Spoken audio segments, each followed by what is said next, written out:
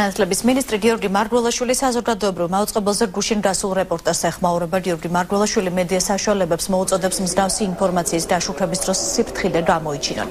მინისტრი ასევე მოუწოდებს ეთიკის საბჭოს ყურადღება მიაქციონ ამ სიუჟეტს. მარგველაშვილის განცხადებით გუშინდელმას რეპორტაჟმა ბავშვის პირადი ცხოვრების შესახებ ყოველგვარ მოლოდინს გადააჭარბა. როგორც მან აღნიშნა, თემა გაშუქდა ყოველგვარი სტანდარტების დაცვის გარეშე.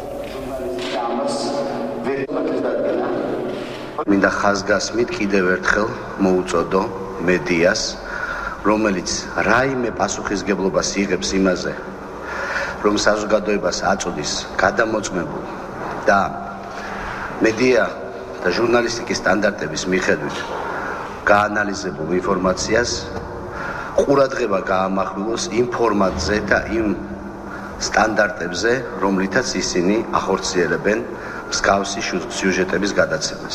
კიდევ ერთხელ მინდა მოუწოდო იმ ჟურნალისტებს, რომლებიც გაერთიანებულნი არიან მედია საბჭოში, ეთიკის საბჭოში, ყურადღება მიაქციონ ამ სიუჟეტს.